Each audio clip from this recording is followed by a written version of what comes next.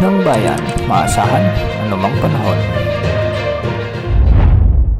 Magandang araw po sa ating lahat. Narito na ang update sa lagay ng ating panahon at sa magiging lagay ng ating panahon sa susunod na 24 oras. Sa kasalukuyan nga ay patuloy pa rin nakakaapekto sa ating bansa ang LPA o Low Pressure Area na huling namataan sa layong 270 kilometers kanluran, hilagang kanluran ng Cuyo, Palawan o 140 kilometers kanluran ng Coron, Palawan. Sa ngayon makikita natin sa ating satellite animations na maraming lugar pa rin sa bansa ang nakakaranas ng mga pagulan dulot ng pinagsamang epekto ng easterlies at ng LPA na ito. Dahil nga sa low pressure area ay asahan ang maulap na papawirin na may mga kalat-kalat na pagulan at thunderstorms sa buong Mimaropa, sa buong Bicol Region, sa may Cavite, Batangas, Quezon Province, Northern Samar, Samar at Biliran.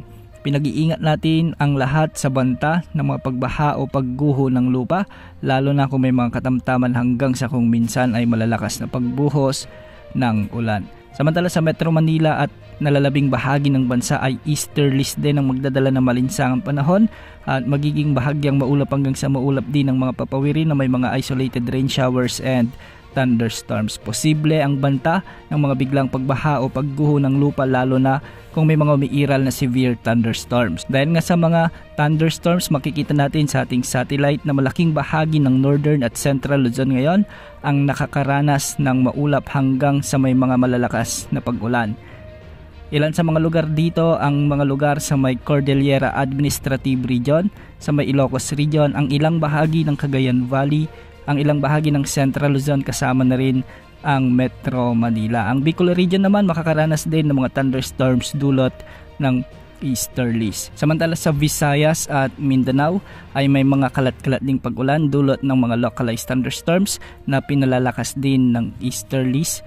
At normal lamang ito lalo na pagsapit ng hapon at gabi dahil ngayong buwan ng Mayo ay tinatawag nating thunderstorms month.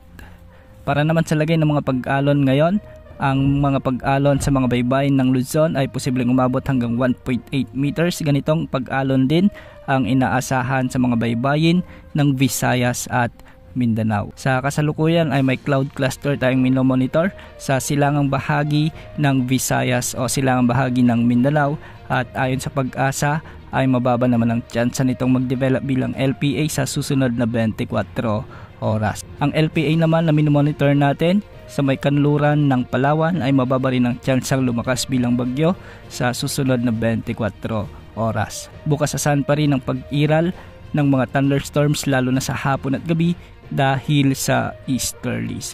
Yan muna ang update sa lagay ng panahon. Ito po ang weather update ng bayan, maasahan anumang panahon.